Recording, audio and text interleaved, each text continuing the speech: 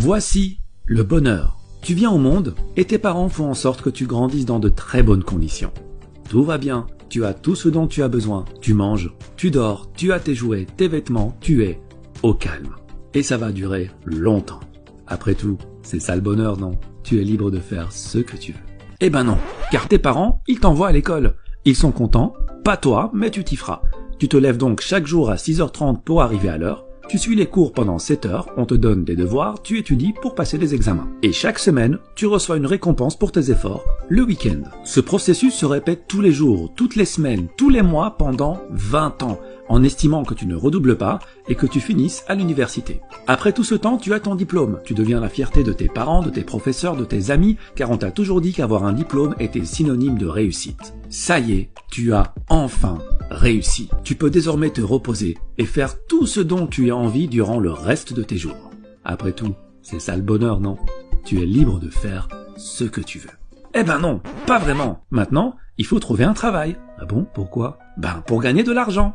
Pourquoi? Ben pour payer la maison que tu n'as pas encore, payer les factures que cette maison va te coûter et acheter la voiture de tes rêves, car après tout, c'est ce que fait une personne qui a réussi. Alors, attention, pas n'importe quel travail, hein. Ben non, t'imagines bien que t'as pas fait toutes ces années d'études pour rien. Il te faut un métier dont le prestige est à la hauteur de ton diplôme. Donc tu vas être ingénieur, avocat, médecin ou architecte, tu vas limite travailler à la fonction publique, mais alors en tant que commissaire. Bon, très bien.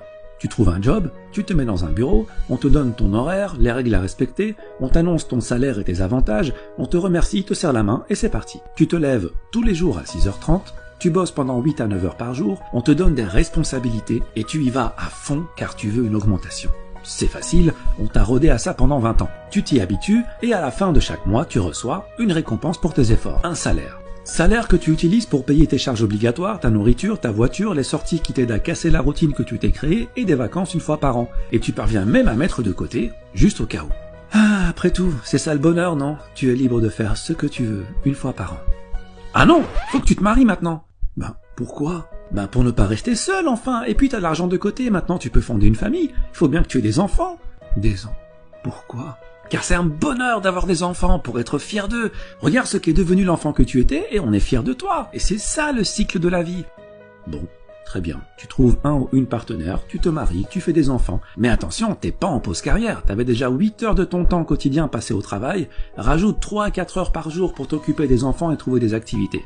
Mais comme après une longue journée de travail, t'as qu'une envie, c'est de te reposer, tu compteras sur le week-end, qui à la base était une récompense, mais qui va devenir la condensation de tout le temps que tu n'as pas pu passer en famille. Ce processus se répète tous les jours, toutes les semaines, tous les mois, pendant 40 ans. Tu as 65 ans, tu es pensionné, tu t'es enfin débarrassé de ton travail. Tes enfants ont grandi, ont fait leur vie. Ta femme est toujours à tes côtés, et vous vivez l'un près de l'autre en profitant du temps qui, contrairement à vous, est éternel. Mais le stress de toute une vie t'a consumé de l'intérieur. Trop d'acharnement, trop d'inquiétude, trop d'anxiété, trop de j'ai pas le temps, trop de j'ai pas le choix. Trop tard. Trop tard. Après tout, c'est ça le bonheur, non? Tu es libre de faire ce que tu veux maintenant. Oui. Maintenant, oui. Tu vois, cette vie-là, c'est un peu comme l'âne et la carotte. L'âne avance pour manger la carotte. Mais lorsqu'il avance, la carotte avance aussi, ce qui le fait avancer davantage, repoussant toujours plus loin l'objectif de son bonheur. Ce stratagème est orchestré par celui qui le monte et dans son unique intérêt, avec, au bout tout de même, une petite récompense pour l'âne afin qu'il ne se décourage pas. Une petite analogie est nécessaire pour comprendre plus en profondeur. Dans cette situation, qu'est-ce qui fait avancer l'âne? Premièrement, le besoin. Mais pas n'importe quel besoin, le besoin créé par la personne qui le monte. Un âne, ça mange de l'herbe, ça mange du foin. Une carotte, c'est une sucrerie pour lui. Ce n'est pas un besoin vital, mais un caprice. Dans la vie de l'homme en société, ce qui le fait avancer est aussi le besoin. Le besoin de consommation dont la nécessité n'est pas vitale, mais a été induite par l'éducation, la publicité, les médias. Deuxièmement, l'insatisfaction. Si tu donnes une carotte à l'âne à chaque fois qu'il parcourt 10 mètres, tu peux me croire, au bout d'un moment, il en aura assez de cette carotte et il arrêtera d'avancer. Chez l'homme en société, c'est pareil. Il faut le maintenir dans une zone d'insatisfaction assez élevée pour que son besoin ne soit pas totalement comblé, mais assez basse pour qu'il soit prêt à refournir les efforts nécessaires afin d'assouvir ce besoin. Concrètement, si ton patron te donne 10 000 € par mois, tu seras totalement satisfait et ce n'est pas dans son intérêt puisqu'avec cet argent et un minimum d'intelligence financière, tu investiras dans l'immobilier pour dégager des revenus automatiques et plus besoin de patron.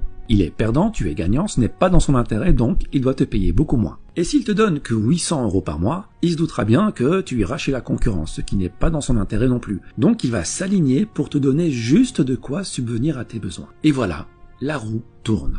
On t'a promis un avenir brillant et tu te retrouves à hypothéquer ton réel bonheur pour consommer davantage.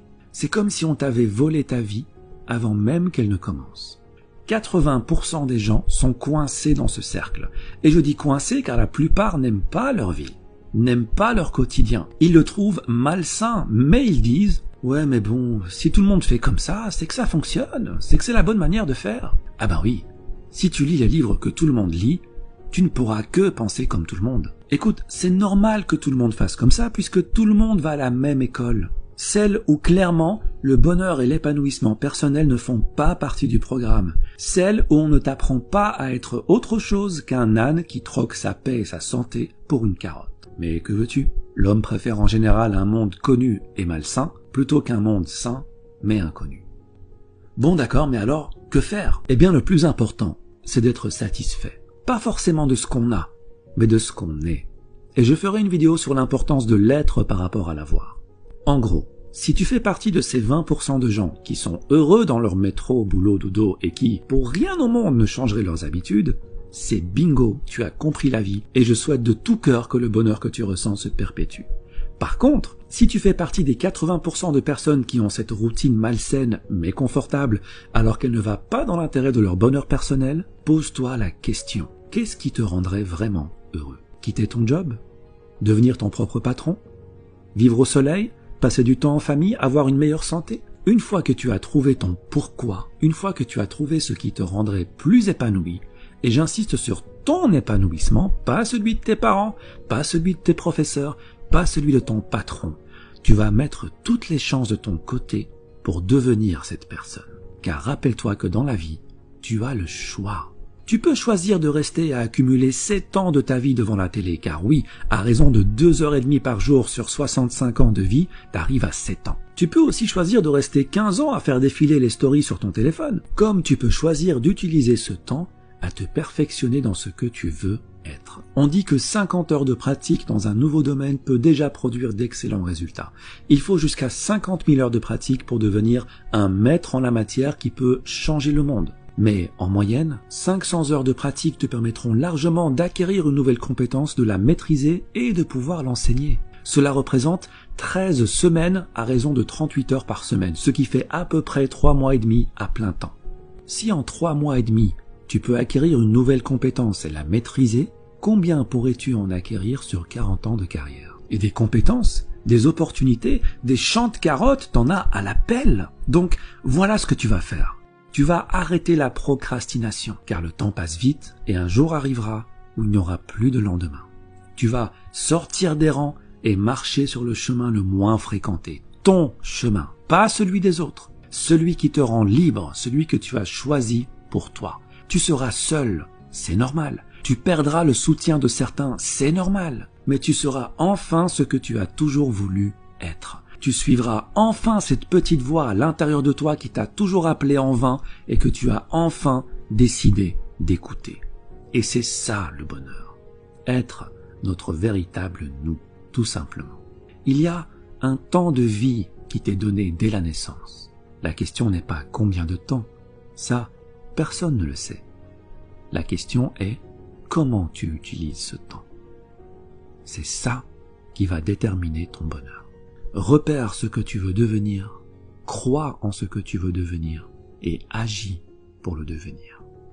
Il ne faut pas oublier que bien que le temps soit immortel, toi, tu ne l'es pas. Alors utilise-le sagement et marche sur le chemin qui te convient le mieux. Merci et à bientôt.